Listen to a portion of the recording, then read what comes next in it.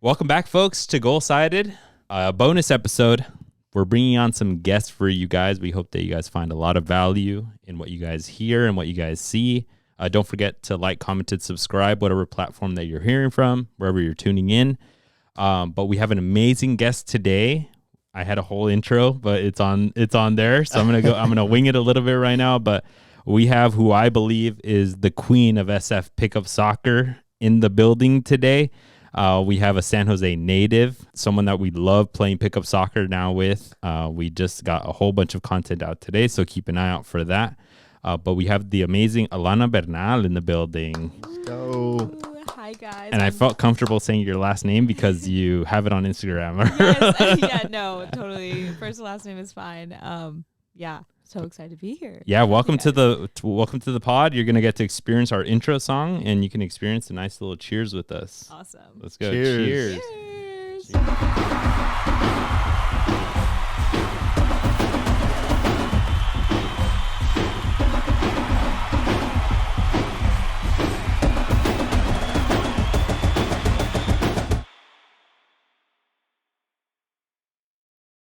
No, but welcome back, folks, to Gol Sided. Like we mentioned, you guys, we have Alana here. We're going to be going into, hopefully, your whole life. Woo, Deep dive, eh? A deep dive on everything. Hopefully, you guys, at the end of this, will know a lot about her. But no, I mean, you're a super interesting personality. You're a super interesting soccer influencer. You have a whole bunch of influence in the Bay Area footy community. We want to get into that.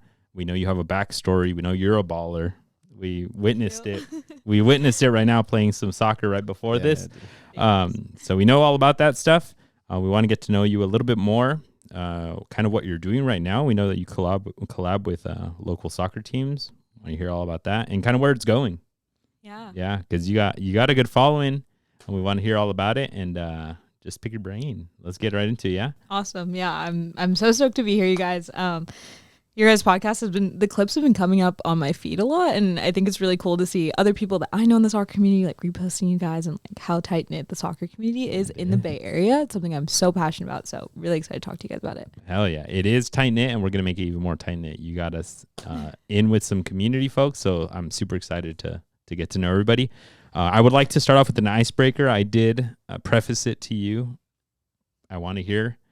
I know you're saying you're getting ramped up as far as like professional soccer goes, as far as like watching it and stuff. Totally valid. But I need to ask you, give me some teams that you know of that you enjoy watching that you would consider rooting for. Yeah, I think one that has been thrusted upon me, I will say, that I do love is Chelsea. I think their men's team is dope. Their women's team, special place in my heart because my best friend Naomi Gurman plays for them, and she's a baller. And honestly, I love the style that they play with. Also, like the younger players, I love Cole Palmer. Oh, dude, have him in my FPL. Let's go. Let's go. I hit that at pickup sometimes. You got to hit the Cole Palmer. It's in SF2. It's cold all the time. You got to hit the Cole Palmer. 100%. No SF slander. Also, just starting off. Love SF. You will find out that I will not accept any SF slander. I used to live in a. We'll get into it. I used to live in a. Yeah, I just moved back a year ago. Oh my gosh, I didn't even know that. Yeah, so okay. I mean, maybe I look a little granola out here, but we were city folks a second ago. Okay, good to know. Yeah. When we were talking about teams, I mean, obviously all the Bay Area teams, Bay FC, Oakland Roots, like Quakes, like I go very hard for, and I think the reason why I don't have any like professional team knowledge like from the men's side is because no one in my family plays soccer. I'm the only person. You're the only one. They're all basketball, football people. Like they have 49er like season tickets, and they literally love the 49ers. And they're like, hey, we have other sports that we enjoy. Like you didn't want to play like basketball, and I was like, no, like soccer's just like more my thing. That's where it's at. Do you are you a Niner fan? I am a Niner fan. Ooh. Yeah, go Niner. Oh no, am I Raider territory? No, I'm a Cowboy fan. Weirdly enough, it's just it's a Mexican thing, right? I don't even need to roast you because you just roasted yourself. I know. Trust me, I'm a self-deprecating Cowboys fan, so I know how bad I've got it. It's okay. Yeah, I hate my life. It's okay. You guys will have a season, mate. Your cheerleaders are amazing. It's always next season for us. You know, yeah, the cheerleaders are, I think, the best thing the Cowboys really got to offer. That's dope though. But task for for this episode by itself, me against Cesar, we are going to make you a Chivas or America fan. There is a right answer. Huh? There is one right answer. Okay, awesome. As folks know on the podcast, Cesar is the America fan here. I'm the Chivas fan here. They are deadly rivals in Mexico. You are part Mexican, what I'm hearing. Yeah, I am. So my mom is Puerto Rican, Mexican, and Native American, and my dad is white and Vietnamese. So I'm a holy guacamole. Honestly, guys, it's most Bay Area as it gets. That's a Bay Area love story. 100%. So like for food on Christmas, like what are you eating? The tamales or like? So I was raised very, very Hispanic. I will say, like, okay. So I definitely identify more with like my Puerto Rican, Mexican side, like more than anything. So that's the food. So is Bad Bunny just on repeat at your house or nah? Or you don't claim him? Loves Bad Bunny. Yeah, so grandmas loves Bad Bunny. Loves Bad Bunny, but yeah. But you don't. I don't like listen to. We'll get you in by the end of the podcast. I listen to Bad Bunny. I saw Bad Bunny actually. Oh. Like on the street at Oracle. No, guys, I got so lucky. Like my cousins paid like $2,000 for a ticket. And I was able to snag tickets next year. I only paid like $500. So I think we were at the same one. If it was just maybe 2 years ago. Yeah. We were at the same one. Yeah. I was the guy on the other side that was like, hey. That was me. But that's gonna be our big goal. You are Mexican, so you at a certain point will get pressured by your cousins, but in this case by us here, to just make a damn decision on one of them, and you stick with it for life. Right, Chivas is red and white striped. America is that ugly yellow, beautiful, like yellow. puke yellow, like that one right there. These are the two right there. Yeah, red and white. How beautiful is that? And then a yellow. I'm right. familiar with the jersey. Should I just go based solely off jersey? I mean, if we're talking, yes, if we're talking jerseys right now, matching. Yeah, those but Quakes exactly. So, and that's red and white. That's Chivas. Yeah, but she hasn't seen the yellows and all of them. It's the new right one there. we have, you know. No, how ugly is that? No. Yellow's a good skin, like for my skin tone too. So. Yellow. Hey, I style. Let's go. But the red and white is just even better, man. The all yellow. I see. No, but that's gonna be our goal. We'll throw in maybe some fun facts as we go throughout the podcast, because we definitely want to get you into. I think the next realm for you. You're so involved with San Jose Earthquakes and everything here, right? You go to an Earthquakes game, there's more Chivas and America jerseys than there are Quakes. Oh God, you guys! Ever since I've been like really in this like whole soccer community, my favorite thing to do, and challenging your viewers to also do it, take note of how many like soccer fans you see in full kits, just like at the grocery store or just like For out and about, like picking up their kids just in the community. Now that I've noticed it, just to know that there's other soccer fans out there in the wild and you don't even realize it, it's actually so awesome. Yeah. I was telling Cesar the other day I went to a thrift store and then some dude some random Mexican dad pulls up with the dopest Cruz Azul jersey I've ever seen in my life. And I told my wife, I'm like, I'm going to go and offer him cash to take it straight off of his back right now. I love that. I was like, even me, like as an America fan, like you see these vintage jerseys and you're just like, yo, I know I don't like that team, but that kit is beautiful. Yeah, exactly. And like props. And it's in the culture as well, because it's like, dude, that's dads pull up in like their finest. And we were talking about the meme earlier, right? Yeah. Dads pull up to the family party in their finest outfit, and it's a freaking America jersey from the 90s. And then they're like, "What? This is my nice jersey." Yeah, exactly. The video that I just put out was I went to Outside Lands and I took a video of every person that I saw at Outside Lands in a full soccer jersey, and I was like, "This is just so dope!" Like, see everyone coming together. It's a freaking must to wear soccer jerseys to festivals. I went to Coachella, had 2 years ago, and I went to Dioro 2 weeks ago. I wore that one right there. Oh no way! Yeah. See, I didn't even know that. Like, I think that's so awesome. It's we need more girls doing that though too, because I only see dudes. I mean, I think it's more of a trend I've seen on Pinterest, but I've been trying to wear my kids out too, and I'll have people like come up to me and talk to me about it. I'm like, wait, this is so cool. It's so dope seeing it's grown so much here, right? And everyone's played soccer at some point in their life, but everybody, like if you wear a jersey, somebody will go up to you and talk to you. I wore an Arsenal jersey to Coachella. I got like freaking 20 compliments on it. I felt like I was so fly. I was like, damn, I look good today. We got to get you to the Arsenal bar in SF. Have you been?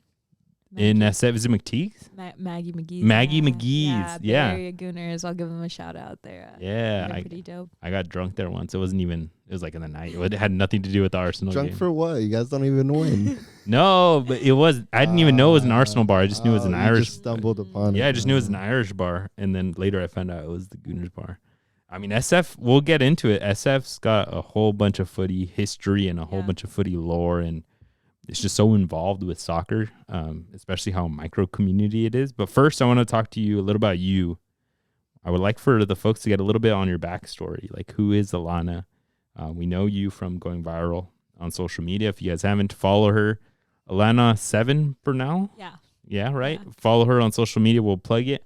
We've seen you go viral. You have so many pickup soccer clips and everything, and you're really involved in everything. But I want to hear how you got there. Yeah. So tell us, like, where do you come from? I know you're from San Jose.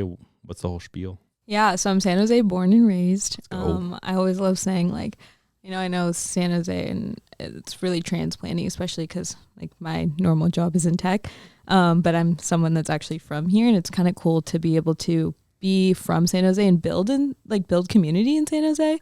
But yeah, grew up playing soccer in the local, like, women's, like, club teams. And I know you coach girls club teams, and it's actually such a grind. Yeah. It's super competitive. Everyone takes it very, very seriously at a very, very young age. But I actually got into soccer pretty late. I was in middle school when I first started playing, and I remember I really wanted to be good. I don't know why. I just, like, was very set on, like, if I'm going to play, I want to be really good. And a lot of people told me, they're like, you're starting really late, because I was in 6th grade when I started. 7th grade. You're like never 11, touched a ball. 12, huh? Yeah, like, I was old to be starting soccer. And people were like, I don't know how you're going to do. Like, you're starting really late. And I was like, no, I'm literally going to show you that I'm going to be a baller. I don't know how. But honestly, the backs of awesome coaches who just really believed in me and, like, got me a ton of reps, a ton of touches to get to where I ended up now. So yeah. That's dope. So you had zero experience before then. Zero. You played other sports before? You were a little bit coordinated, a little bit athletic? Guys, I'm admitting this. I was a theater kid. Oh my Singing, gosh. Dancing. Well, we got a stage for you right here. Let's go. Should we do Macbeth real quick or something? Or No. And, like, that was, like, my whole world was, like, doing theater. And I don't know, randomly one day I was in 5th grade. My friend was like, do you want to play soccer? Shout out Kendall. She's like the whole reason I started. She's like, do you want to play soccer with me? Like, I'm playing, like, honestly, like, pickup during recess. Like, that's my, oh my gosh, that's my first pickup origin story, I guess. Pickup during recess. It's like all of us, dude. Yeah. That's what it is. And I was god awful, but started and never looked back. And then she let me try out for her club team, and the rest was history. That's Awesome, go. yeah. You got to start somewhere, right? And, like, at school, it's, like, the best because you just... No pressure. Yeah. Everyone's just fun. messing around. Yeah. Nobody's trying to get too sweaty because you got to go back to class, Yeah. right? So, like, I don't know about you, but I took it I hard. would was go so ham. grinding. My jeans were all green from, like, sliding and stuff. No, you guys, I actually have something so embarrassing. I feel like girls can relate to this, but again, like, I was not a sporty athletic kid. I showed up to my first soccer practice in jean shorts. Oh my Because God. She said to wear shorts, and I was like, okay. And I literally showed up in jean shorts. Let's go. Yeah. So I'll start somewhere. You're like, say less. I got you. I got some cute ones that I just got them this past weekend. That's so funny. Shout out my dad. He's the best. He literally, the minute he realized what was happening, took me to Nike, like, got me fully fitted. Like, parents are so supportive. The minute I decided to lock into soccer, they're so supportive. That's dope. Awesome. So you got into maybe like was it rec or was it comp right off the bat? Oh my gosh, it was like the lowest rec you could possibly lowest rec. Like, it was really bad. I mean, honestly, I'm still close with a lot of those girls and coaches, like, at Central Valley Club Soccer. We were god awful, but there was 3 different teams, and so basically I got to, like, work my way up through the Nice. teams, and ended up on the top team. And then my actual club coach that, like, really invested in me, Bob Joyce, shout out to him too. He saw me playing with like the middle team, and I scored a header goal. And again, you guys, I was not good. Scored a header goal though, and he goes, "You have so much potential. I don't know what's going to happen here, but something can happen." And he just invested a lot of time into me. Let's go. So I got here. Yeah. You're just brave to just go and header it, right? He probably, I mean, that's a key thing, right? There are some intangibles that certain kids have, and some, if he saw that instinct in you to be able to like naturally go in for a header and know how to put it right where you need to. There's some coaches that just see that and they're like, that's all I need to see. Let's go. You're coming with me. Yeah, because you can't teach that, right? You can't teach like being brave and like just going for it and not caring if you make a mistake or not. And that's a lot of issues that I have with my girls now, especially in the lower teams. They get so like stage fright. They don't know how to overcome that and like explode their potential. Yeah. And that's like something you got to work on. And then you see girls who are just coming straight off a rec, but just run through people. Those are the ones that quickly move on. Yeah. I really do think it's like grit. It's determination. I mean, guys, I was so out of shape. I remember the first practice he had me come to, and like he would run our team a lot. I could not keep up to save my life. Like I was literally doing so bad, and it's just he just saw determination, and the rest is history. So you start at the rec level, you start working your way up to the highest level, probably still within rec. Yeah. Do you move to a different org to get into comp, or do they have their own comp? How does that go? So basically, I just went from playing with, it was still what is now Quakes. It was Central Valley. That's so old now that Central Valley, I don't think it's a thing really anymore. But it was just a higher level team within the club. Yeah. Okay. So then you play there, your formative years, you get to high school, I'm assuming after that. And you're like, I'm a baller. I'm a cook in high school. High school, I definitely cooked. Like, you played 4 years? Yeah, all 4 years on varsity. It was super awesome. I got a lot of my soccer confidence actually from high school. Coaches that believed in me and coaches that gave me like a lot of great opportunities. And, you know, high school, it's easier to stand out than in club. In club, everyone's really good. But high school, you can kind of develop more as a player. So you said 4 years varsity? Jesus. Oh, yeah. From a freaking 11-year-old never having touched a soccer ball, no like familial ties that are ballers at soccer, playing 4 years of high school is freaking crazy. Let's take a little tangent and let's put you on the spot. From today's skills, yes, I would like for you to guess how many years of varsity I played and how many years of varsity Cesar played. Oh, gosh. Where did you guys go to high school? We went to high school at San Benito High School. San Benito High. Let's go. San Benito High School. Big school, little school? It's a huge school in a little town. So 3,000 kids. Oh, going off a skill, I think you guys both played varsity all 4 years. Both played varsity all 4 years. Yeah. Cesar, reveal your answer. I played 3. 3, yeah, nice. So my freshman year I was JV. Okay. I played like 1.25. Oh. I didn't play my freshman year. My sophomore year I was super out of shape and getting back into it. Junior year balled out, got called up, and then my senior year I finally played. Yeah, how was the transition from JV to varsity? I mean, it was rough. I mean, it's way more intense and everything, right? I was cooking in JV. My sophomore year coming back after a little hiatus of not playing, I was cooking on JV, and then when they would bring me to practices, I'd be like, Jesus, this is... Yeah, it's just the pressure was different. Totally. Like now it's just you have to perform, and if not, somebody else is going in for you. I mean, it depends on the position too, right? He's a goalkeeper. Goalie, yeah. So like for example, as a goalie, my sophomore year, I didn't see much playing time because there was another 2 seniors in front of me. But then my junior year is when I completely took over, and my senior year as well. For my junior year, we actually took the team to its first CCS since the 70s. You guys were CCS too, right? Yeah, we went to CCS twice. We never took a championship, but so goalkeeper, awesome. High pressure. You were a midfielder, to my understanding. Yeah, I kind of played all over, but center mid is like my favorite. Earlier, you told us I don't shoot a lot. Just full transparency, what she's saying is quoted. Yeah, I'm not a certified shooter. I feel like I know a lot of people that I really so more center defensive mid. You're saying. No, I would play like top of the triangle. It just depends on the formation. And you wouldn't like to shoot? Because you said you like the assisting. Guys, I love feeding the ball. Like feeding the ball, just a nice through ball. A through ball, like, yeah. I would much rather do that than score. I'm not even kidding. But would you get those cases where like you wanted to be too saucy and put it through, and your coach is like, "Alana, shoot the freaking ball"? Something I tell younger players a lot is be selfish in front of the box. It's You got something it. that I like naturally don't do. So yes, 100% that's happened to me. I feel like it's taught naturally to forwards, Yeah. right? Like even if the other person is like wide open, just cut and shoot it yourself, right? But then as a midfielder, you're pass first. So I guess that naturally makes sense. Like you got to kind of learn like to be lethal in front of the box, in front of the keep, right? Yeah, I have a tip for anyone coming out to pick up. Always try to shoot really early on. Like just even if you miss, it's okay. But you're kind of asserting and setting the tone for yourself and for the team. I can shoot, like I can score. And honestly, I feel like I've had a lot of success with like scoring early on when you jump in, just build momentum. So that's Early in the hack. game, you're saying. Early in the game, yeah. Oh, yeah. Damn, man. She's Yeah. getting ready to Pro- coach. Pro tip, Let's go. Pick up from tip. Coach Yeah, Alana. yeah, Let's yeah. go. No, yeah, that totally makes sense. I think the game, I mean, I play center back or I would play center defensive mid. And I feel like the games where I would score, it was usually because I got like a little crappy shot first off. And I was like, okay, No, yeah. I'm feeling it today. It sets the tone. Look at me. I'm Yeah. I'm going up the pitch and Today's my shooting. day. Yeah. Maybe Why to not you? That's what my dad would always say. Yeah, say to somebody me. else is going to do I it. was Why like, not? why you? not you? Yeah. I love that. Damn, dropping nuggets here. Golden. Damn, Coach bro. Alana. Why not Just you, huh? kidding. You guys got to follow her for all these pro tips. So you get to high school, baller 4 years, 4-year varsity. That's so wild. Jesus.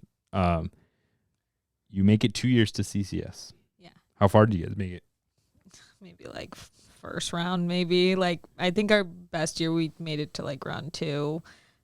It wasn't great, but I read online you have some accolades. oh no. Let's unravel these. How do you know that? I'm just kidding. I don't have them on here, but I was like, you were like first team for your guys' conference. yeah. What was that, your senior year probably? Or your junior year? Yeah. I've been What like position though? Because you still haven't told me what's the top of the diamond. You said top 10? top of the triangle. Yeah, I normally play a 10, sometimes play a 9. But I also like love the wing so much. I don't know, I kind of play all over. Again, not a certified shooter, so I don't prefer to play forward. I will, but in high school mainly center mid.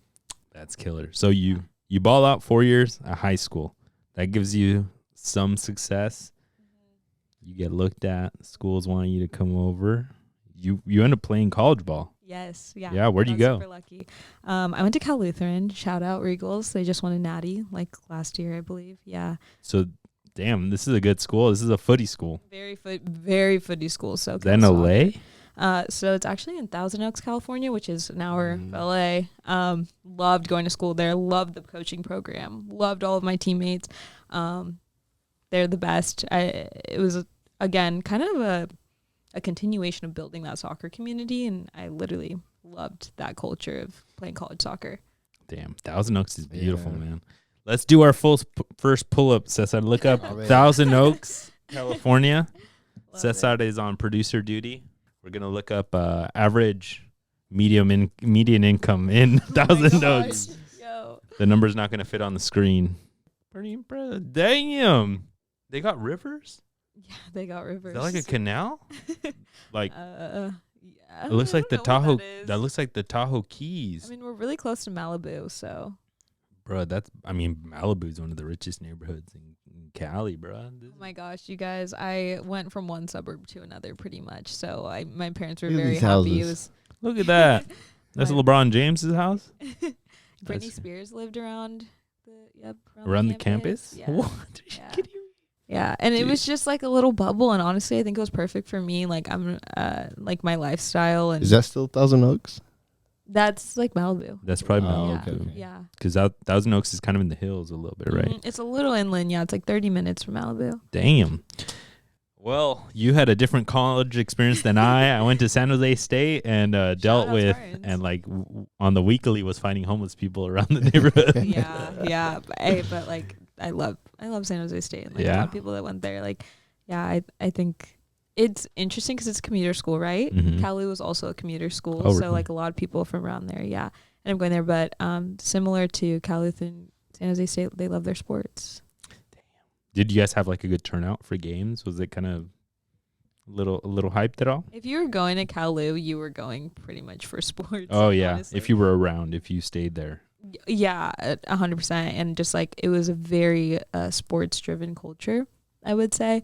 And so yeah, we had a lot of like Cal-Lu pride. Like people would come out to the games a lot, and not just that, other teams supporting other teams, and like That's so dope. much support, and we would all like cross mingle and still friends with a lot of those people. That's awesome. How was college ball experience? Like, I mean, at a 4-year, I think is a different level. Both of us played community college soccer. He played at Hartnell in Salinas. I played Gavilan College here in Gilroy. Yeah. Ended our careers there. I mean, I have like, if I could go back in time, I think I would actually do that route too. Just because I think you can develop a little bit more. I'm the best soccer player I've ever been now, and like genuinely ever. And I think a huge part of that's actually pickup, was just playing a lot more pickup, and just with a lot of different types of players. Like honestly, playing with more dudes. Like I feel like that just like got me to where I am now.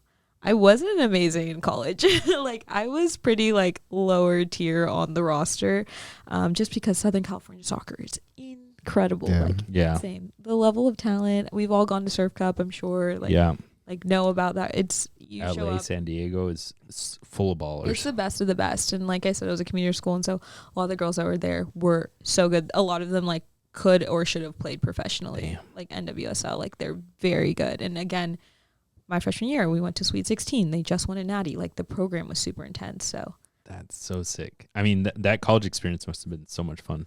So much fun. Honestly, it didn't matter to me that I was like one of the worst people on the team, because the experience was so great, and I got to develop like in a really short amount of time. And we were all working for something greater than just like individual players getting playing time. So it was cool. I miss that locker room experience, man, in college, and like even at the high school level, but in college, like it was so intense, and it was like the whole like disappointment when something doesn't happen, but like the triumph as a group when something does happen, and how exciting it is. And like you said, working towards something greater than just yourself, the whole team, the coaching staff, the school.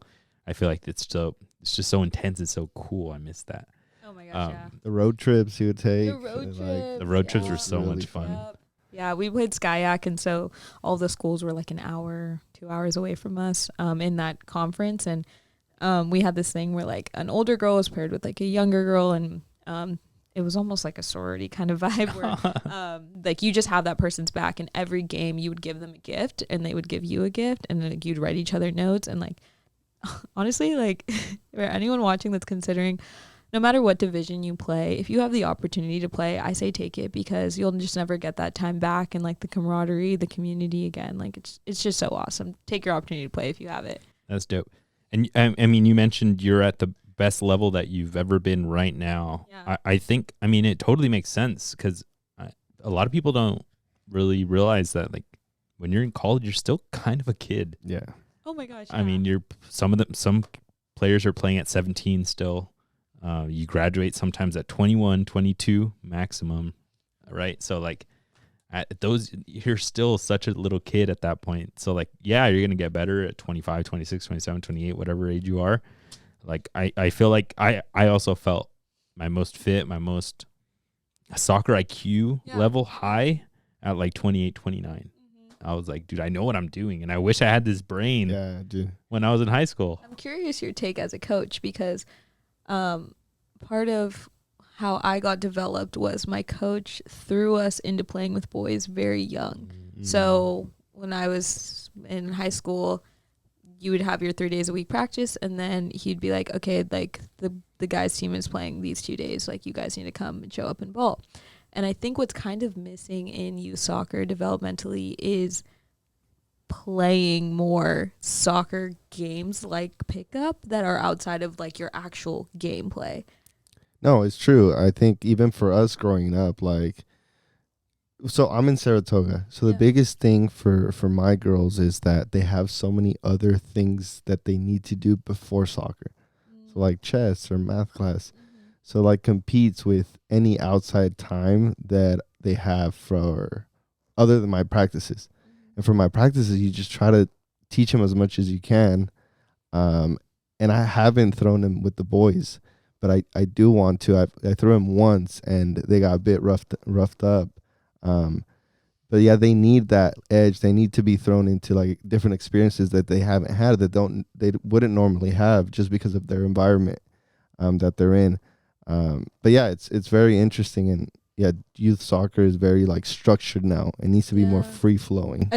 Totally agreed. I had like the cutest full circle moment, but I was playing, subbing in for a game, a coed league, and I show up and I like look at the other team and I'm like, wait, let's just say Jack, is that you? Oh my God, we used to play together when we were children. Oh my God. And I would like play on his like pickup team. He's like, oh my God, so-and-so's here, like blah, blah, blah. And I look around, I'm like, it's all these guys that I grew up playing with. And now we're adults back on the same, like sharing the same turf. And it was so full circle. And I was like, you guys made me better as a player. Like, thanks so much. And then I balled on them. So. Oh, yeah, damn, you sauced them That was up. here in San Jose? Yeah, it was in San Francisco. In SF. Yeah.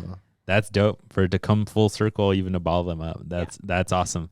And I mean, I totally agree with both of you guys about like the free flowiness needing to be there.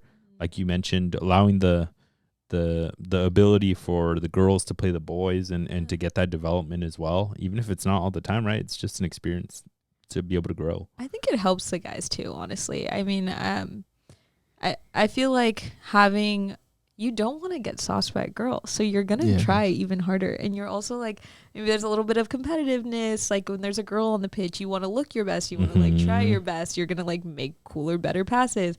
You're gonna try to be the fastest when we're doing conditioning. And so that's like what the coaches would say. Like it also pushes the guys. Yeah. Oh, I see that. Pro tip. No, and I mean, I'm a true believer on the women's side of things. I think there is a good portion to it where they are in certain ways a lot better technically. I think certain aspects to it, I think if you put them on accuracy, I think they're 100% better than most guy shooters. Even so, you guys will see our content, how you rocked us at freaking crossbar challenge. Like I think there are just certain things that like the women's game has tailored towards that are just inevitable to say like they are better at that than that. So if you have guys in there, they might learn a thing or two as well on that. So I love that. So you play college ball, you get that amazing experience. You move back to the Bay, probably for work stuff. Yep. Work stuff, family stuff. You end up in San Francisco, of all cities, the beautiful city of San Francisco. Yes. You're back there. Immediately get back into the footy community, or how do you find yourself getting into the sitting role of queen of SF footy? Yeah, actually, you guys, I was deep in the Facebook soccer, Bay Area soccer group chats before I even signed a lease to move to San Francisco, because I was like, soccer is my life in San Jose, and I'm going to copy and paste that in San Francisco. And I'm going to have this set up for me before I even have a place to live there. And I did. Like, that's dope. I showed up to the pickups that I was going to play in San Francisco before I even lived in San Francisco. When you would come visit fam, you'd be like, I'm going out.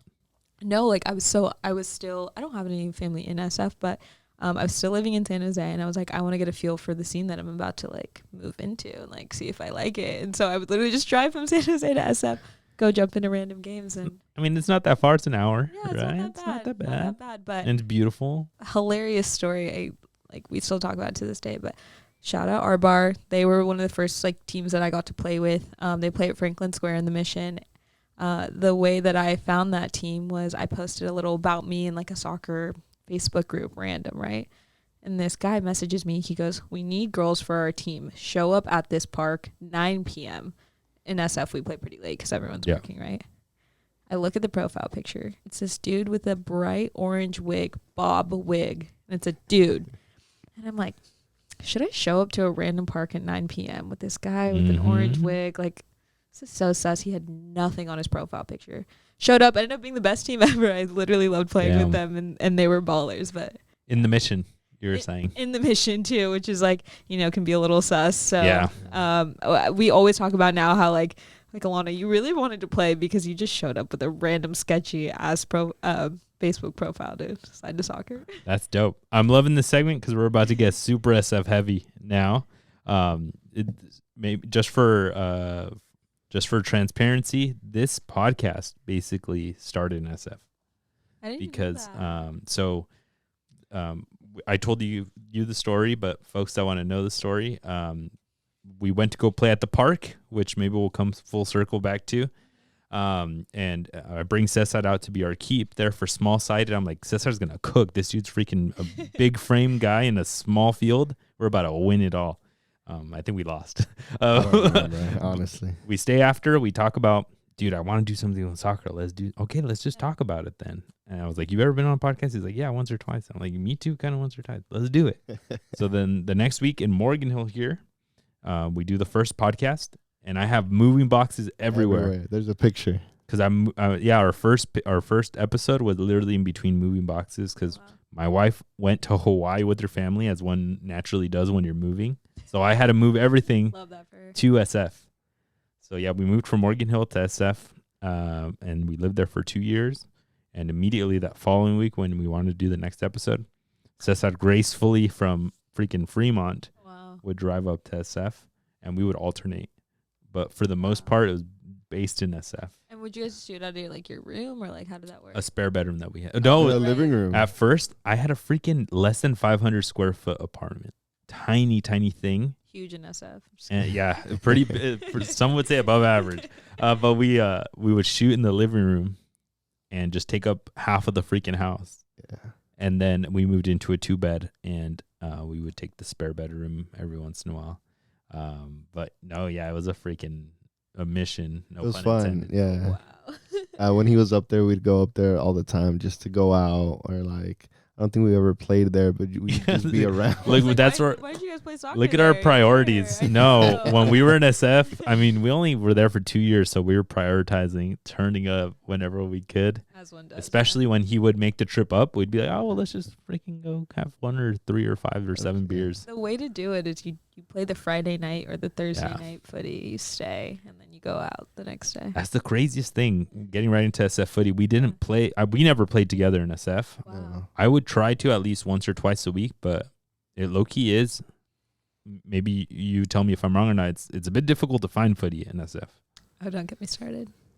Do you agree? I 100% agree. It's very difficult. Part of one of my missions is I just want to make it more accessible for people to find soccer. I love that. I mean, I would sometimes be on the buses, and I'd pass a field, and I'm like, damn, I didn't even know that was there. And there would be soccer, but then I'd be like, when am I ever gonna? How do I even get there?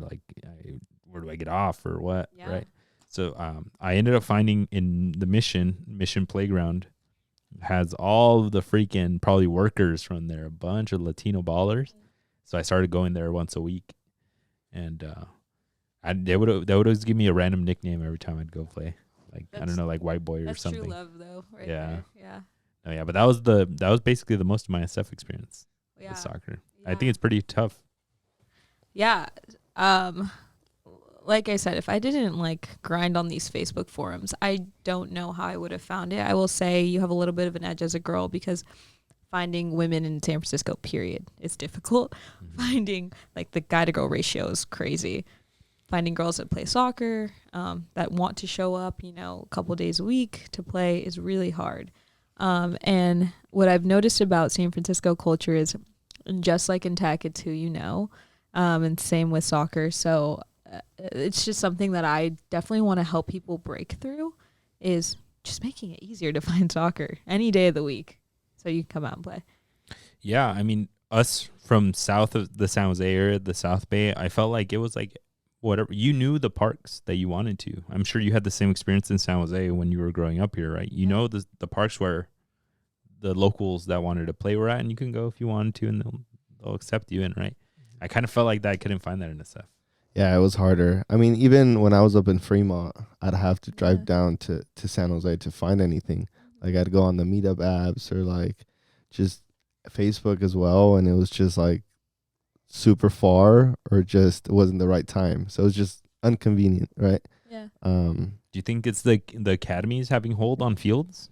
I have so many theories, but and I know I'm just talking about San Francisco, but my goal is I just have so much love for the Bay Area. My goal is to make all of Bay Area soccer accessible, and so what you're talking about is not even a thing. Field space, obviously, getting fields, paying for fields is really expensive. it's just lack of knowledge, lack of marketing. I feel like I'm so lucky people found me through Instagram and TikTok, and number one DM I get, where can I play soccer? Where can I find soccer? Damn, for real. So it's just difficult to find. Fields are expensive. And then you have the club of it all. You know, they monopolize the prime spots. So that's why I think we need more. If I had $1 billion right now, I'm building like 10 pickup footy, like 8v8 fields just around. And like I've had the idea, like it doesn't even have to be all that, like just a blacktop, and like we'll make it work, you 100%. Know? Like if these parking lots that are empty half the time, just rent it out or like anything, right? Just make it happen. People will show up. One fall and I'm out, you guys. I'm dead. On black, yeah, on asphalt for sure. Come on. No, but I've been invited to. I know a couple people over the bridge. They host just a tennis courts, like small-sided games. Like 100%. I think we should do that. Are those the dudes from the neighborhood or neighborhood sports club? Yeah, I know those guys. I actually just recently got introduced to those guys. Shout out to them. I love your guys' marketing. I'm like a huge Their fan of marketing is so freaking clutch. It gives like old school World Cup freaking favelas of Brazil vibe, and you're just like, yeah, I just met a couple people on their like creative side. So impressed by them. But I know they do Thursdays. I think it's also AVA. It's during the day though, you guys. Yeah. If I could give you guys some constructive feedback, how am I supposed to get from freaking Sunnyvale at 9 a.m. over to Oakland? I have the same thing. I'm in SF, and like I've been messaging them. I'm gonna come. I already decided though. I'm gonna stay the night at my aunt's house. She lives in Oakland. On Wednesday, I wake up, go to the game, call in sick to work. Don't tell my work. Yeah, I'm gonna go play with them for sure. That's commitment. Right yeah, I need to. I should take advantage of that. I got sick time. I could do that too. Yeah. No. Funny thing, the neighborhood sports. There was I used to live in Bernal Heights in SF, and 2 blocks from my place in Bernal Heights, there was this little house, but it looked inside like it was like a little mart, like a little grocery store, but just by the shape of it. But what it was one of the guys that's like connected to the neighborhood footy community. He had like a clothing little store, and he had a bunch of like sewing kits inside, and he would just make soccer gear, like super streetwear, like everything hand knit, everything like hand sewed and everything, and he would have them hanging on the windows. So I'd be passing by my randomest of neighborhoods that has like no footy culture really, and then there'd be this like blast of like the most hipster freaking soccer shop I'd ever seen. And sometimes he'd be open on the weekends, and parents would bring their kids, and he would like updo their kits. It was so freaking. So cool. It was so cool. I follow him on Instagram. I'll share it later. I'll share it in the comments or something. And isn't that like so like representative of Bay Area soccer community? It's almost like we all don't know that we're here, but we're all here. Yeah. And like we'll be in little pockets, you know. There's some interesting folks that we're finding in this community of people here that have some interesting backstories, that have the interesting skills, and their passions are aligned with soccer, and they combine things, and magic happens. Yeah. It's just finding each other. Yeah. Connecting. Yeah. So I want to go back to what you said, because it was a question that I had in my brain. If you had, we have to exacerbate the number, $1 million in SF. What kind of a project would you make for soccer? What would you cook up to achieve your dreams? Okay, well, $1 million in San Francisco. $10 million. Give me $1 billion, like $1 billion. $1 million in San Francisco. You're like so poor. I know. But you know, I think that there's so many creatives and creators in San Francisco, like people that are just like really gifted at like making shit happen, honestly. And I have seen that there's this like small growing community in the Bay Area of these specific types of people, right? I think having like one place where we could like create content, create like do like their video editing or like the apparel, like have like a section for that, and then obviously like I want a caged in footy court right next to it. That's the dream. Like that would be so dope. That is super dope. There's in the East Bay, there's that Copa Mundial like building. It's I think it's an indoor soccer facility. It's in Walnut Creek. Yeah, and it has have you seen that community? Yeah, I've talked to them before. Yeah. They got a big old freaking soccer ball like on top of the building. So like cool. I'm like, dude, that's the culture I want here. Like I need one of those in every freaking. I want one here in Morgan Hill. We were talking about it. They have one of the biggest outdoor sports complexes in Northern California. There should be like a freaking soccer building next to it for indoor soccer and for freaking that's dope. Well, like imagine like in my fake place with my billions of dollars, like you guys have a podcast studio there. Like I could come like work from home from there. Like other people that just are obsessed with soccer, we could watch games, like host like do like watch parties, like make it happen. Sign me. I'm already. I signed my lease already. We got a spot there. So cool. Yeah. That's dope. One of the reasons why I kind of did ask you is because we talked about this on Instagram. What's trending on social media right now? Zoran Mamdani is starting a tournament in New York City, in between the boroughs.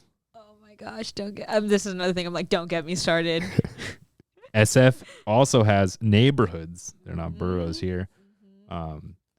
They take pride in themselves. I think a lot of them have a lot of young tech folks, a lot of young local ballers that would come out. Imagine if we did that in SF. All right, I'm going to say this. Daniel Lurie, I have messaged you on Instagram. We're going on 5 times because I want to make this happen so bad. The minute that I saw it as an idea, I was like, we have to make this happen. It would be so competitive. We'd get a ton of people to come out and watch. Talk about San Francisco community, which I know you care about. Like, it would just be awesome. We could probably get, like, Quakes to come, Roots to come, Bay FC, and just... It's a dream. Let's make it happen. Let's put it out. Let's there, put you pen guys. to paper. Yeah. Let's break some ceilings. Let's make it happen. You're talking directly to the mayor of SF. Yes. Who, to my understanding, is big on the community. Huge. Should get involved. Huge. He's very active on social. So funny. I was at church and this girl was randomly telling me that she ran into him at Fleet Week, and I was like, if you ever see him again, tell him I'm hunting him down because tell I him to check his DMs. Yeah. So you guys tag him in the comments. Let's blow up his socials. Let's make it happen. Let's make it happen one way or another. Yeah. What neighborhood wins? Oh.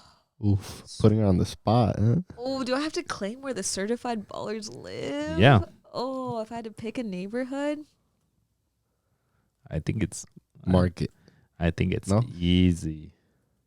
Wait, you guys are calling what neighborhood are you saying? You said Market. Uh-huh. I think the Mission is taking it over everybody. Who's gonna freaking beat the Salvadoreño guys and freaking?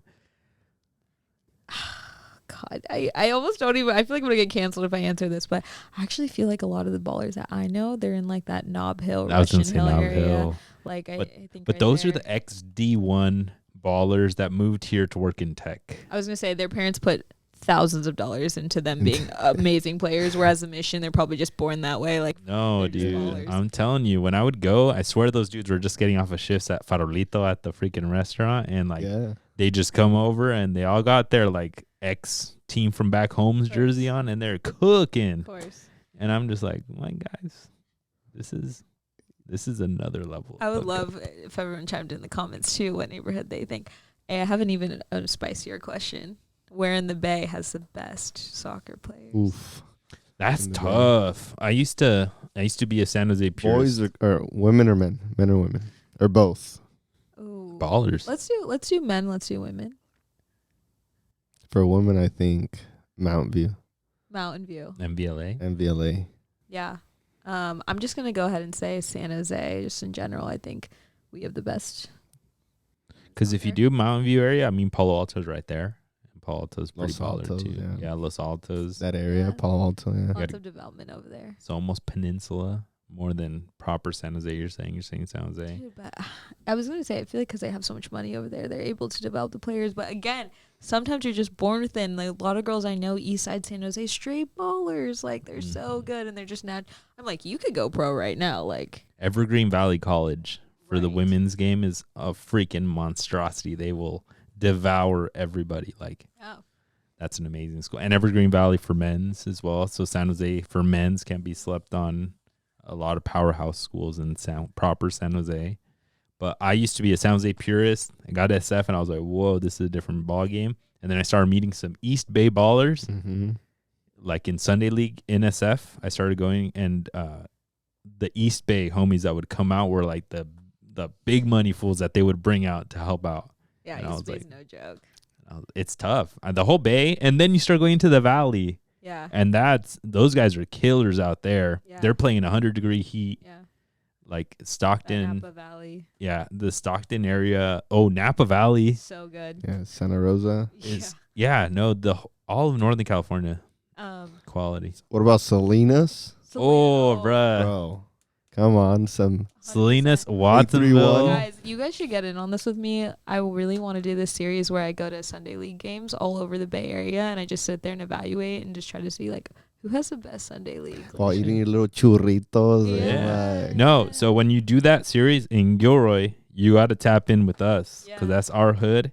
And we've talked about it. Gilroy is a slept-on hotbed for Sunday League.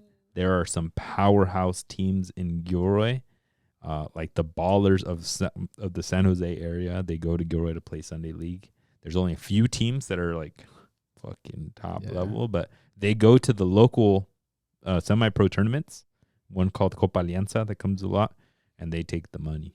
They take it Yeah. home. Okay, so I'm in. Let's do it. No, yeah, hit us up whenever you want to Wait, come. What are our final verdicts on? Everyone has to pick. okay. I got Do love for men, San do Jose. women. So San Jose for both men and women. I'm gonna say Salas for men's, and then San Is that Jose. the Bay though? Oh, here we go. All right, I'll be trying to no, figure it no, out. no, no. I Hey, just wanted to. let's just end the podcast there. Yeah, Yes, literally, thank you for literally. joining. Salas is kind of far. What's really the Bay? Drop in the Yeah, comments. yeah. Drop in the Anyways, comments. I'd yes. I'd say I've never had a the vegetable. East Bay, but Yeah. yeah, the East Bay's got some ballers. Salinas for is both boys and girls. Or, I'll say boys for the East Bay, and then for the girls, I'll stick with. the peninsula. I'm gonna say Oakland has the best boy ballers for sure. I think from what I've seen, anytime I ball with dudes and I'm like, oh my gosh, what part of the city you live in? They're like, I actually live in Oakland. I'm like, okay, so I would say Oakland has a lot of good men's ballers, and then San Jose for women. Okay, since Salinas isn't the Bay, I would I'll have picked them too. Watson. I'm gonna say the East Side. The East Side for men's, and then I would probably say the MBLA area, the Mountain View, La Salle. Although the women's in San Francisco, they're pretty ballers too. Yeah, they're really good. The women's culture in San Francisco is soccer. Yeah, like- Bay FC, what they did with Treasure Island, that's huge. Yeah. Oh, the Giants game. no the No, they so opened a the faci- Bay FC is they're breaking ground on Treasure Island to make their training facilities. Oh my gosh, I didn't even know that. That is Yeah. so Mm. dope. and the Glens are going to be part of that complex. They're going to share it. Oh my gosh, that's awesome. Mhm. Yeah, I know some of the coaches at the Glens. Some of the guys from their team will jump into like my pickup sometimes. So. Yeah, soccer is coming hard to the city, like Yeah. very quickly. I don't know how they can't, and we don't have any news on this, but I don't know how Bay FC will sustainably be there and here at the same time. So I can only assume that something might be brewing up there Yeah. to keep them all over there, because they're gonna. I mean, the girlies are gonna move to SF. I mean, they're gonna train every day over there, but then their Yeah. games are just down here. I would live in Did SF. you guys go to the Giants game? The Oakland College? No, Oakland. What am I saying? The Bay FC game at Oracle. Like we're all missing the Oracle. Bay FC game at Oracle. Yeah. No, that day was my road trip. So I was at Oh. Portland Thorns against Kansas City Current in Providence Park in Portland, and 100-degree heat at 6 p.m. So dope. Thorns Jeez. are dope. I shouldn't Nice. have done that. I should have stayed here. It was freaking 65 in SF. Did In you get to go? SF.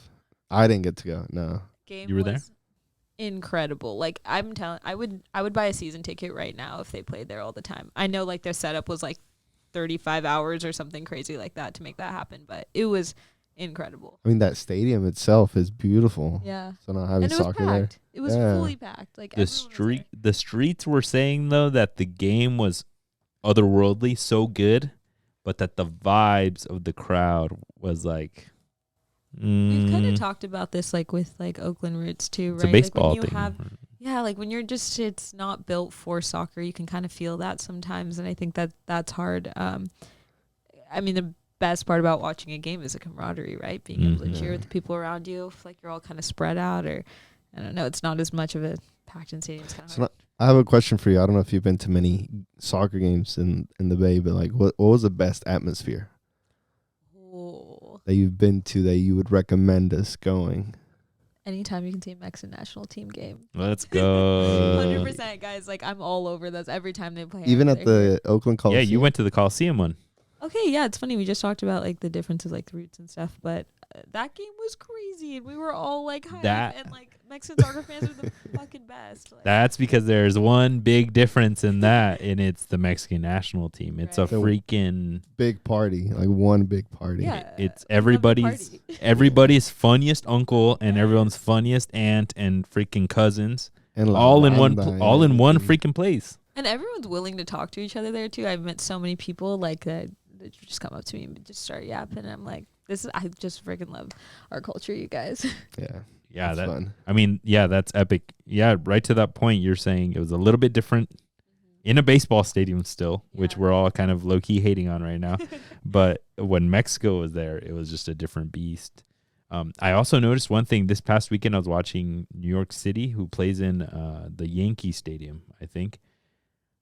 The third base and first base, the seats are meant to look at home base, Oh. but then the field is this way.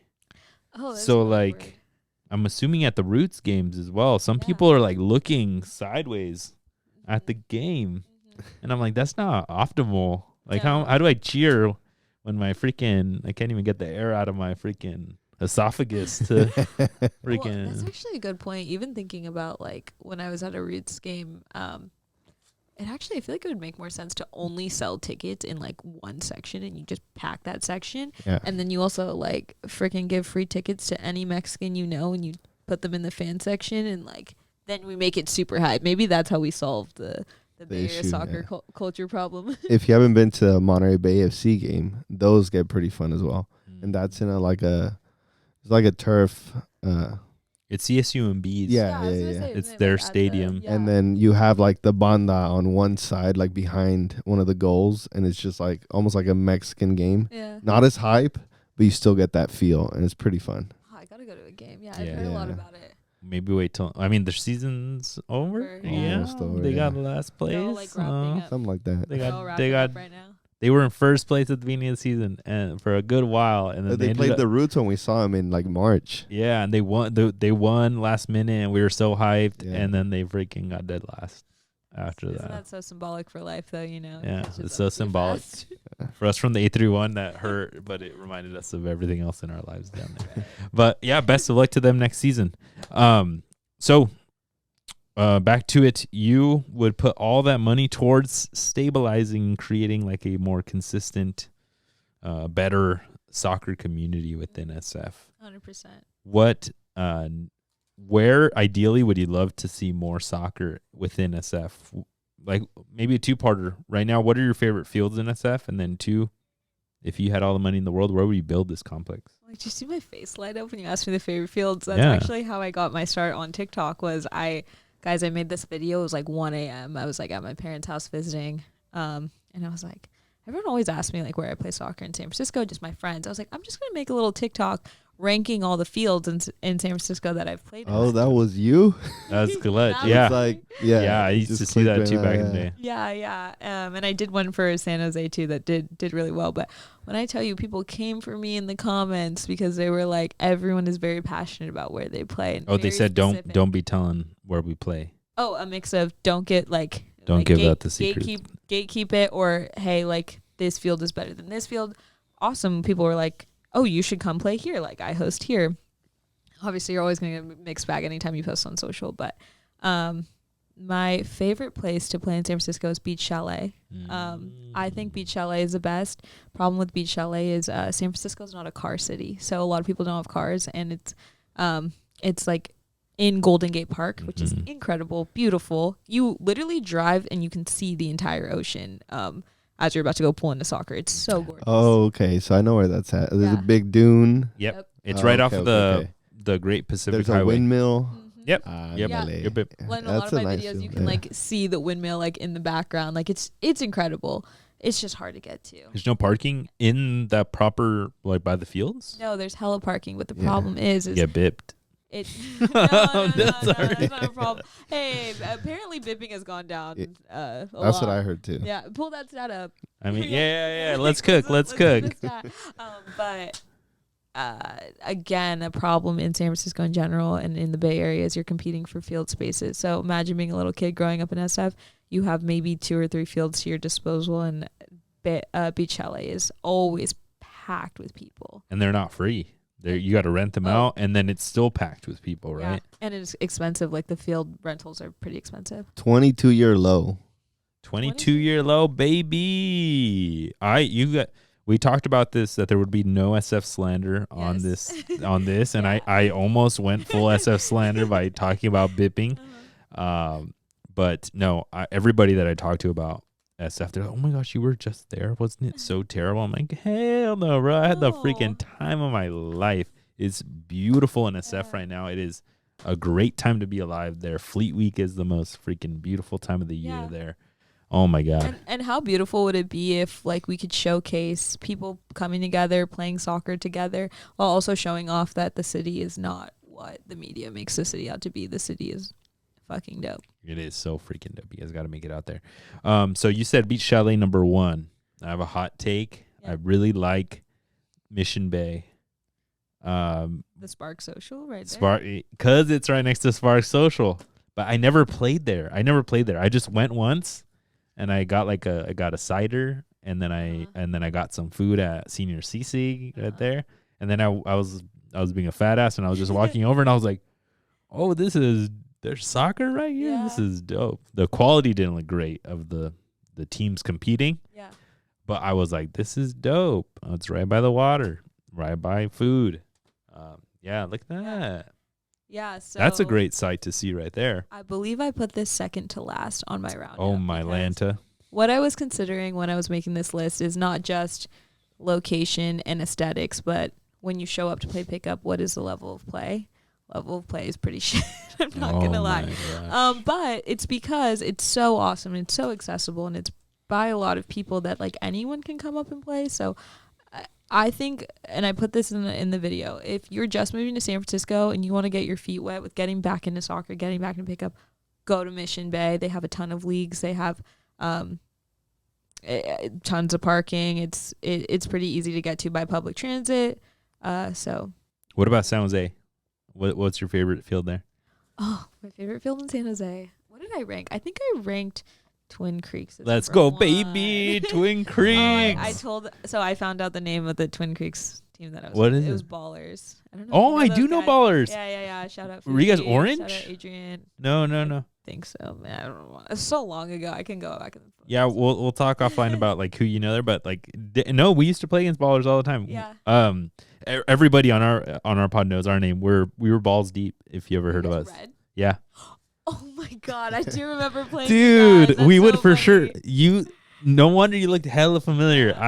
We for sure would play you guys. Yeah, that's so funny. Like I was literally like talking to them. I was like, we've had to play soccer together. Like I've played everywhere, like all the time, and that's crazy. We just put that together. No, for sure. I used to love playing sevens, man, and we were like back-to-back champions in 7 in that league too. That we're saucy. I really like that league. Twin Creeks, you got high quality play. It's in a great location. Like it's easy for people to get to after work. I feel like game times are like later, so it's perfect. And the South Bay's hot, and that Sunnyvale right by the Bay Area is a little bit more fresh. So I 100% agree.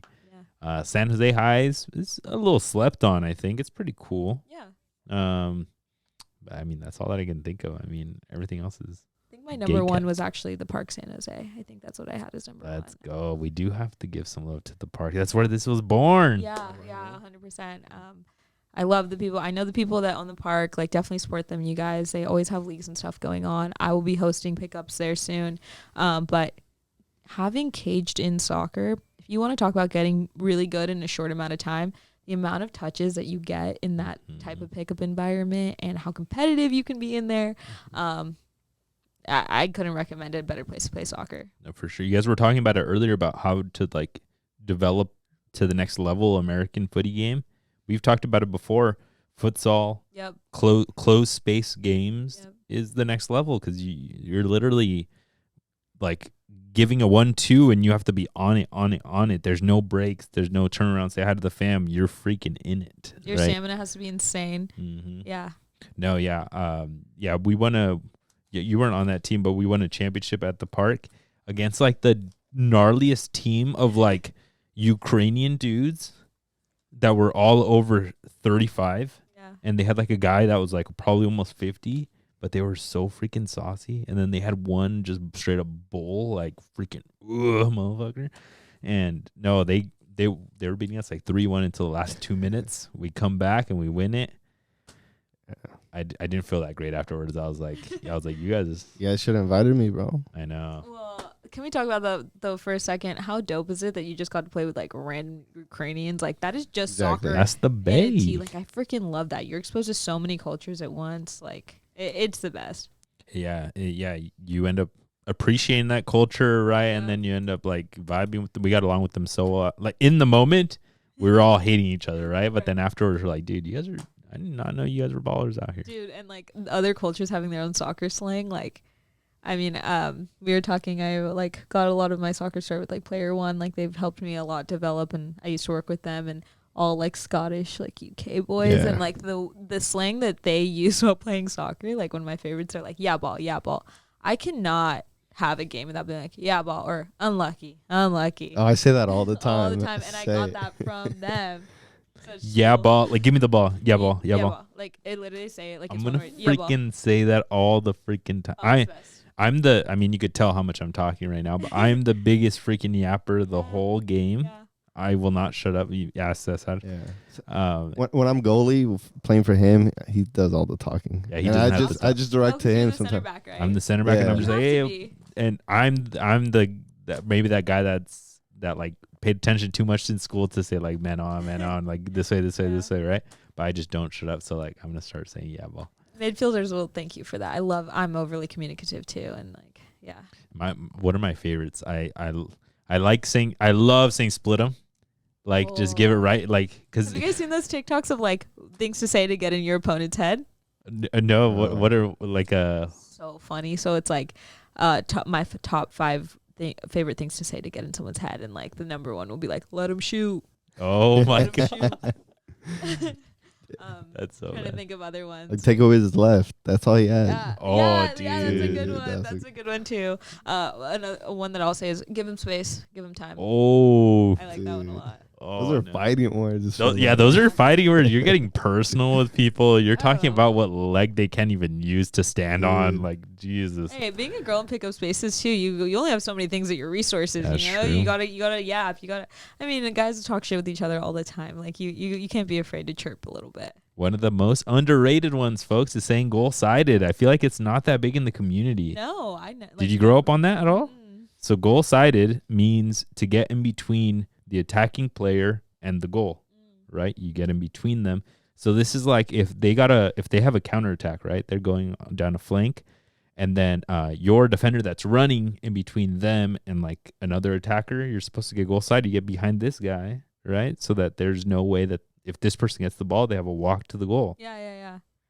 On corner kicks as well, you don't mark somebody on this side of your goal, right? You get goal sided. Yep. Is what we grew up on. Yeah. And that's kind of what the name I've heard the terminology, but it's not used like as a diss, like a goal sided of him. No. It's more of like proper, I would say, like if you're like actually in game and you're like, yo, get him on the other side of the wall. I use it all the time with the girls I coach.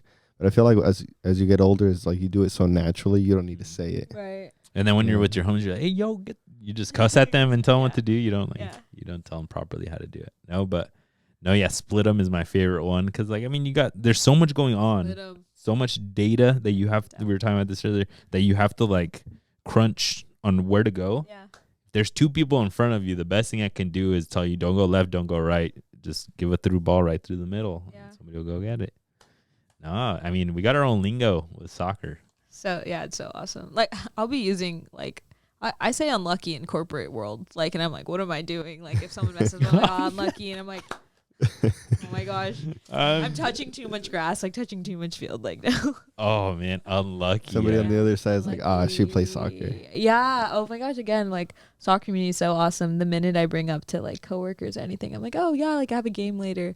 The soccer community locks in. I'm getting side pings like, who do you support? Which 15 did you watch Premier League this weekend? And I'm like, this is just so awesome. Yeah, that's sick. I feel like the easiest one that I say all the time is a great ball. Great ball. Yeah. Love that. And I feel like it's so unnecessary. Like you don't need to. Yeah. It's not giving you I'm not telling them where to go, or I'm not like telling them like anything. But I feel I catch myself all the time saying great ball to everybody. No, I don't know. we all have our soccer filler words, right? I mean, I like saying shoulders. Check your shoulders, right shoulder. Oh, As a goalie, it's super easy because I get to see what's behind you, and like I gotta tell you right shoulder, check your right shoulder, check your left. Yeah, no, I love that. You're reminding me. I say tiempo a lot. Tiempo. Like, That's a big one. I never say time. There was a dude on my team back home. He was a little bit of an older head, but he actually played ball in New York. So to see, you remember Teray?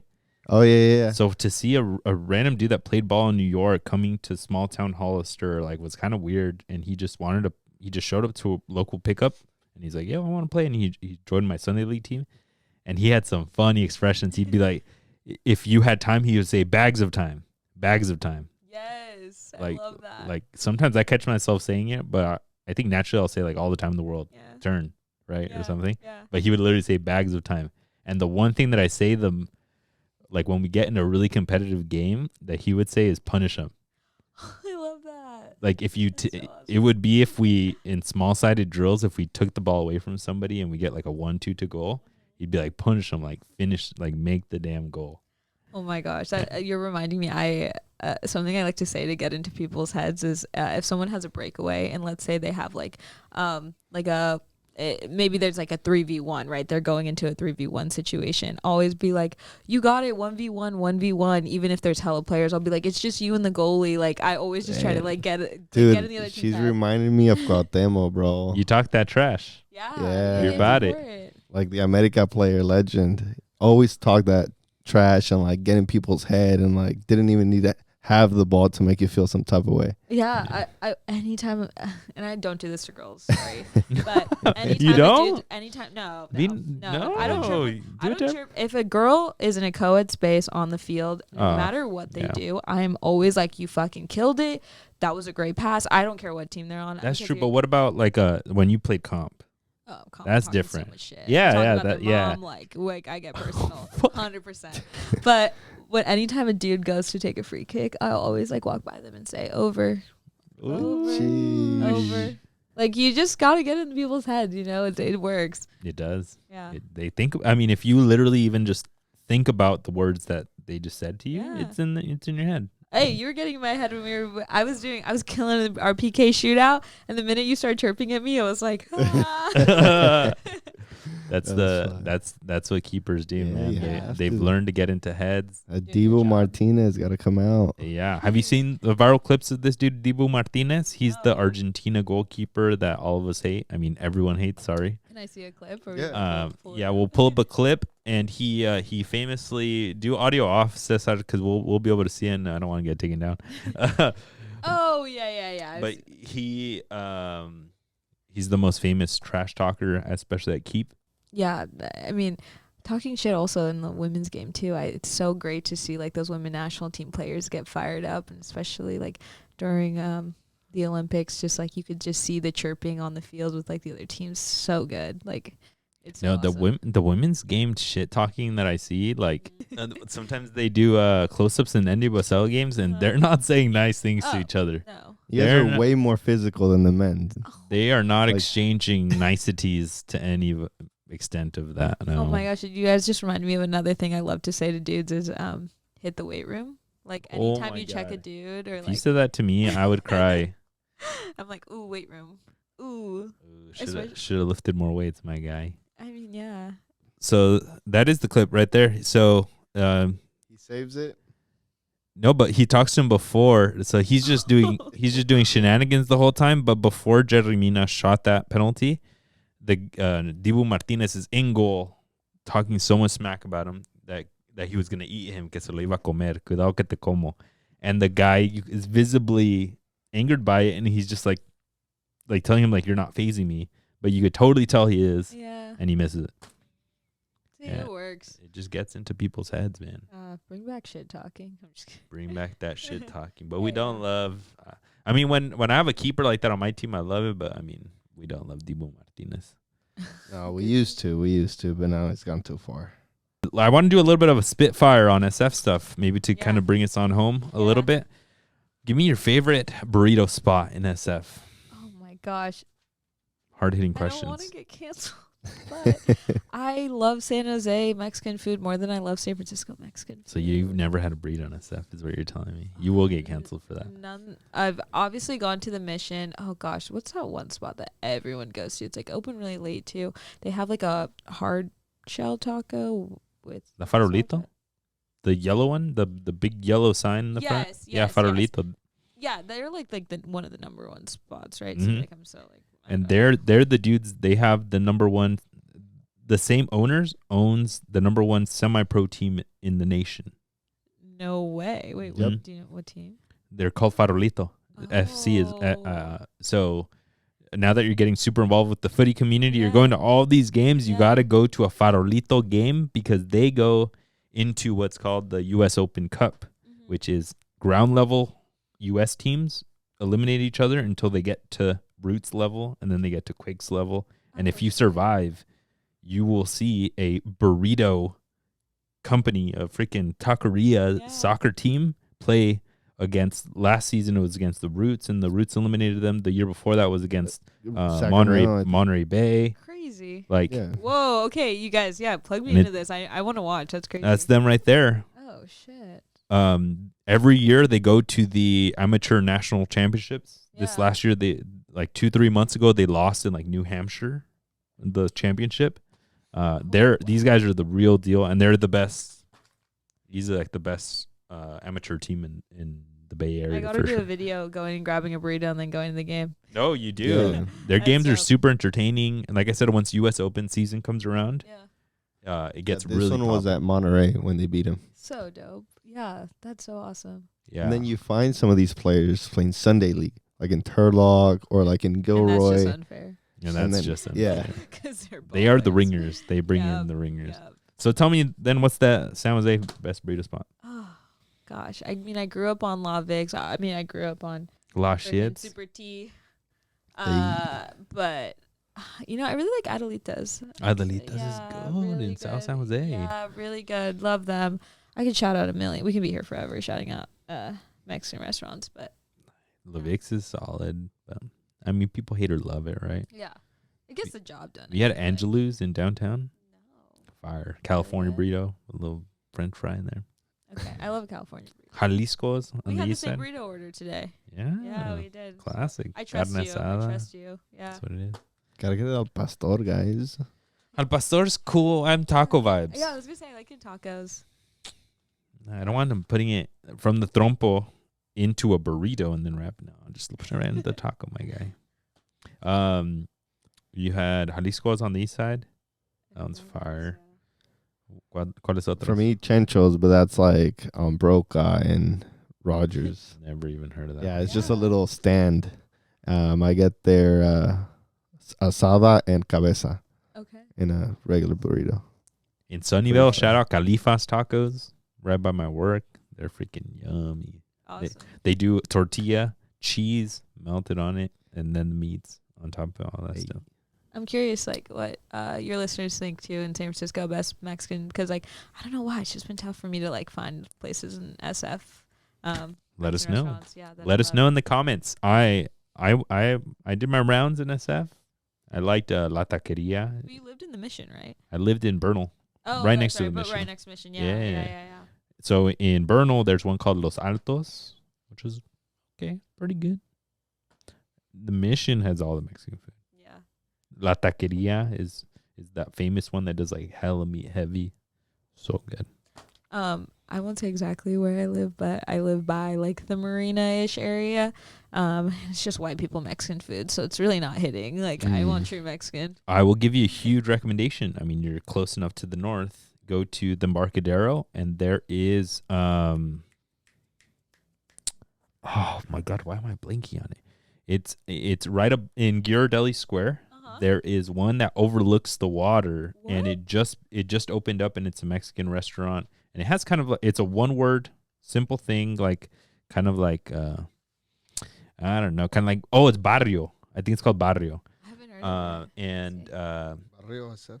yeah, that's it right there, and it overlooks the water, and it's freaking beautiful. I have seen this place. I Date actually almost night. grabbed a drink there. That's the view from the window. And the food's good? The food is so good. They had a freaking mango puree michelada. Ooh, I want that. Oh my Lord. Oh my gosh. I was like choking on the spice. I clearly remember that, but like, Well, when you guys come to my pickups, let's hit it up. let's hit that place. Yeah, No, this be place awesome. is. Okay, good to know. It kind of gives like a key vibes maybe with the swirls and stuff. Is that Oh, Oh. now we're talking. I love a swirl. Now you have my attention. We're talking some swirls. Now we got to do a pickup and then Yeah. go do some swirls. That's what's up. Oh, I have a great question for you guys. Talk about Spitfire. How do we feel about drinking and playing soccer? Like, It's a must. After. No, before No. too. Beer leagues. yeah, beer leagues. Like, I mean, it's such a big thing. I didn't even know when, I turned 21 during COVID, so I didn't really get like the whole like crazy drinking experience. But when I started playing pickups, everyone's just ripping beers like during the pickups. I'm like, you guys are drinking during soccer? I'm gonna die. Like, what are we Oh, not talking about? during. I've never done it during. People like rip beers. Like, But before we definitely did. yeah. Take a shotgun y vámonos. No, I mean, so when we played at Twin Creeks, every last game of the season, we would go to my place in San Jose, the whole team, and we would get drunk, and then we would Uber to the game, or somebody So would. funny. There would be a Yeah. couple DDs, Yeah. and we would go to the game, and then everyone would just play drunk, and we'd Would still. you ball? Yeah, I just don't know if I I'm could saucy ball. off of a 2 drinks, bro. You think you play better? I would maybe it'd be a funny video too. We all play like some Yeah. drunk soccer. That could be funny. I get I mouth. played hungover, but not like I was still drunk. Still kind drunk. of. Trust me, I played hungover. I'll show up Yeah. to a game. just I hungover can't as play shit. hungover. Jesus, not anymore. No, I get mouthy when I'm playing a little turn. You will not shut me up. But no, yeah, we would be a couple drinks in. Nothing crazy. Yeah. We're not there fighting Yeah. or falling. Yeah. But you do a little extra feint. You just a little. Okay. Extra Gu- dribble, Guys, extra what if scissor. we like unlock something in me? Like I play drunk and I'm like, I'm ready to go to the national team. Yeah, Like, that you're- could happen. You start playing Marta Vibes, Hey, Ronaldinho Gaucho. yeah, la Giovanni Dos Santos. Yeah. No, Mexican culture is jokes that like half of the greatest players were always drunk. Yeah. It's like a running joke I didn't know that. that That's like funny. yeah. I mean, for sure the nights before they got Yeah. very And they just drunk. played the game of their lives. And then yeah. they were just that good. Imagine if they wouldn't have. Right. But what's your favorite bar in SF? Oh, my favorite bar in SF. Oh my gosh, yeah, these are really like Spitfire. I love Key Club. It's in Nob Hill. It's just like a wine bar, but they also have like other like drinks that you can get. Really good food, but the vibe's great. Yeah. That name gives me the vibe like there's some sketchy stuff happening in those bathrooms. Key Club, Yeah, I know, I don't know. for sure. But location's great because you can like kind of walk like. You can go like more downtown. You could go like towards Marina, Nob Hill, Russian Hill. Yeah, it's cool. You go I think to kind of Dundee. northish SF is Mhm. what I've heard is the bar scene, right? Yep. Everyone talks about this Balboa Cafe. Oh gosh. Have you heard of this, Cesar? I've heard of the name. I don't but know if I we've don't gone know. there together. They're Okay, famous okay. for espresso martinis. Yes, that's like the most basic white girl place you could go. It's in a very basic white girl area Yes, too. Yes. All of the bars in that area Yeah. are pretty basic, but there's a good time. Interesting. If you You can't go wrong any of those bars in like the Marina, especially if you're just there for a night. It's super fun. nice, give me a stadium that you'd want to visit in the near future. Ooh, a stadium. Oh gosh. I haven't been to SoFi. And I've heard it's really dope and like ahead of its time. So. In Inglewood, shout out, I guess. I just know it's in the head. Would love to visit there. You should. I'm just throwing it out there because I have a big passion for the PNW. You need to go to Providence Park. Okay, yeah, It's- I've heard. The guts inside of the stadium are all wood. That's it's like incredible. literally like lumber. It's Okay. and then He's on getting paid to say this. and then on one not a sponsor. And then on one side the bleacher seats are like from national. It gives like you're sitting on a bench at a national park. Really? Like they're janky, but Yeah. they're I nice. remember earlier you said you're maybe a little granola. I could see it. I am a little See, I'm granola. I'm like bougie. I'm like on the Oh other my side. I gosh. know. The I other side is know, I nice. know. That's what she said. SoFi, huh? Yeah, Yeah. that's why I see these are two worlds Yeah, right now. they're I'm just like, not oh, mixing. SoFi. Yeah. I mean, yeah, SoFi would probably be the nicest and new. Allegiant. I went to Allegiant Oh, nice. to the Vegas one. Yeah. It was the only place you could be that's not 1,000 degrees in Vegas. It was air controlled. Their temperature control is beautiful. Are you going to the recommend World it. Cup? Yeah, what's your World Cup plan? We have to ask that What to an stadium influencer. as well? Well, I obviously didn't. I didn't get the lottery. Did any of you guys? Oh, I can't even look at you. I can't even make eye contact with you guys. I didn't get lottery, I'll sell I got mine to you lottery. only for a 200% increase. Okay, is that cool? and I would buy it. That's Yeah. the thing. If you guys know anyone selling, I will buy it. There'll be tickets. Yeah, my plan is to go to as many games as I can. Would love to like work with other companies to be able to go and That's the life hack. hey, like if we could get a huge squad to all like tailgate go to the game too, that'd be so fun. Hell yeah. Oh, well, we Yeah. have to. Yeah. We're gonna freaking steroid this influencer community to get all of us to the freaking World The Cup, Avengers, that's what I'm baby. saying. Like we're gonna build the Avengers. It's gonna be a soccer. if you want one of us, you have to take all of All of us. Yeah, exactly. Let's go. Love it. No. Do you have like speaking of the World Cup? Do you have like a dream athlete or a dream team that you would want to follow or anything? I mean, I've always been an Argentina girl since I was very young. Just Love talk Messi. so much shit. I know that's why when you pulled him up, I was like, oh yeah, I know him. But I'm just I follow Messi wherever he goes. I love him so much, and I have this theory that I'm curious what you guys think. I think that the kit that you play in actually influences how well you're gonna play at pickup. And so anytime I wear any Argentina merch or anything, I feel like I have the game of my life. Get so saucy. I just love them. And I'm hoping they take it again. I see that. Yeah. I What can about you see- guys? I mean, obviously Mexico. You have to follow them. Yeah. I don't think but- any of their games are going to be in the U.S. though. Right? Yeah, after the round of 32. Yeah. I mean, that's are that's they going to a make lot saying. I don't know if Hey, we'll Asking that. for Mexico. I- yeah. That's I a mean, I bit just watched them optimistic. versus Japan. But I'd like At to least they see didn't lose. Norway. I'd like to see Norway, Holland. Yeah. It'd be really cool to see him just body people Yeah. at like Levi's or something. Yeah, I think the fun thing is going to be the cheap games are going to be a North Ireland against Azerbaijan, right? It's going to be like the randomest countries you never heard of, Yep. but who knows? Maybe you go and you fall in love with their footy culture, right? And the people. And You guys have an Yeah. underdog take? Like any underdogs you guys see pulling through? I don't know if Norway's a good- Morocco. Norway's a- Oh, that's a good one. Morocco's a good one. Norway's good another one. huge one. They're Yeah, smacking they're everybody smacking right now. everybody, Yeah. I Who mean, else? I think Spain, not obviously not underdog, but Spain I think is like primed and ready to start another dynasty. Yeah. In my opinion, they're so strong. Yeah. Yeah. But underdogs, Ecuador, Japan. they look like they were almost there, and then like I think they're building on what they did last because they were so close last World Cup, weren't they? In that group with They like made it- Germany, Costa Rica, Spain. they made it kind of far, but From what No I saw cigar. from Japan, honestly, they were very organized, like so organized, especially against Mexico. I was like, yeah, I can maybe see Do that. their homework and that's why like I always feel like they're so organized, and they've getting stronger and stronger.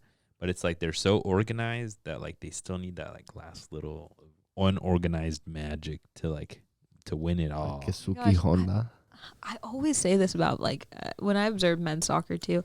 It's really interesting the times that like they choose to be selfish and the times they don't.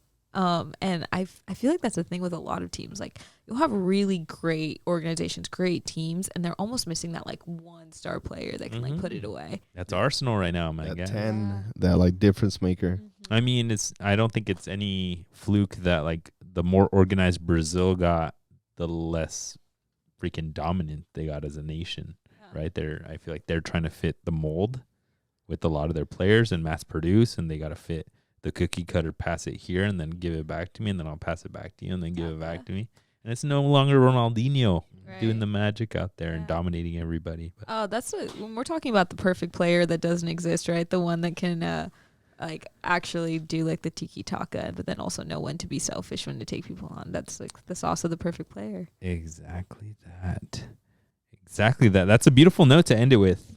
We would like to end the podcast to give you a little bit of time as our guest. One, and thank you for being on. Thank you for having me, guys. Today has been amazing. We went and did some content right before. It was so much fun. I got smacked in the crossbar challenge. We got smacked. I just had a good day. Yeah, you doubled our score in the crossbar challenge. And not even with an Argentina shirt. So imagine. I know. It's true. Oh, God, imagine. That's true. So we appreciate you for coming out here, taking the time. Fun, guys. Talking to the crowd. Hopefully everyone enjoyed that. And we'd like to give you some time to talk about any efforts that you got going on. The World Cup's coming. Yeah. Any self-promotion that you got, whatever you want. Whatever your heart tells you. Okay, awesome. Well, part of my mission is I just want to show women that you can show up in co-ed spaces. You don't have to be scared or intimidated. It's going to be scary and intimidating your first time doing literally anything in this life. So show up to the co-ed spaces. We need you out there really bad. We need more girls. And the guys want you out there too. I can't tell you how many times I get hit up. Do you know of any girls? I'm looking for them to play. So just girls, if you guys need a friend, you need someone to play with, DM me. I will literally show up to you anywhere in the Bay Area to come play soccer with you. So part of that mission is I'm just trying to expand footy culture by hosting my own pickups, and not just in San Francisco, but also all over the Bay Area. So make sure you just follow me on Instagram at Alana 7 Bernal for updates. Join my WhatsApp group. I have a big WhatsApp group where I post updates, give away free tickets to games. And yeah, that's it. Just more soccer dope. For all. And even if you follow us, you'll be seeing a lot of this. Yeah. Hopefully our communities will mix up, and we, like we said, we're passionate about soccer, so we'll make something happen. And I love your note. Maybe we'll go into it for another hour, but like we need more women out there playing, especially I mean, of course in the women's leagues, but like in the co-ed space. Yep. Just for our teams, like it was so tough getting 2 to 3 girls. Yeah, like once a week. Out of 11. Yeah. Out of 11, just for one day of the week. And then if one of your consistent girls is out, you're playing shorthanded because you're not going to find anybody. You're not, right? Yeah. And we know that they're out there. They're out there in the corporate world here. Ex D1 ballers, D2, D3, community college, high school varsity. Yeah. Used to play. You guys are out here. Yeah. There's a lot of factors like why women don't show up. Again, it can be intimidating. Time. You guys have the boys, okay? You guys have soccer bros. Like girls don't really have that. We lose that after college. And so, again, it's just like why I want to build community. Join my girls only WhatsApp group. I like drop in free pickup for girls opportunities daily for you to play. And again, just like find a soccer friend to go out and play with. Actually, even like partnering up, I have to shout out my friend Temi. Like literally, it's always encouraged me to like go out to the pickups and post, and like just having like a dude counterpart to like encourage you to help you play. If you guys need help finding that, I know a billion people. Please DM me. Like I want to help you guys get plugged in. Hell yeah, that's a big thing. Us as guys, we have to make it a safe community, make it inviting and like exciting, and so people want to come out. Yep. Right, not just your boys, but anybody. Yeah. Right. Overall, I feel like that's how you make it more inclusive, and that's how you grow that community that you're building. Yeah. I can't even also tell you how many like people I know that have like met their wives or girlfriends like playing pickup, you guys. So if that helps like sweeten the deal, like now you're talking to some people. They're like, sign me up, DM me already. No, those are life hacks, because then you get 2 players showing up every game. Yep. They're together. They're consistent. Let's go. 100%. I love this. Anytime I see a dude, I'm like, where's your girlfriend? Because and do they play soccer? Because we need them out here right now. Yeah. That's how it is when you're the manager of a team. I would go to parties, and then like one person would play soccer, and I'm like, these are yeah. Do they play? Do you guys have love of the game, please? Can we get her out? Oh, she doesn't play. Can we still get her out? I need Ed. She can just stand there. Yeah. No, awesome. Well, we appreciate you for coming on, spending this time, having a burrito with us. So good. Let's go. Having a great time with us. We appreciate y'all for tuning in. Thank you guys so much. Don't forget to follow Alana Bernal, Alana 7 Bernal on Instagram. Follow us wherever you're tuning in, and we'll talk to you guys soon, folks. Peace. Bye.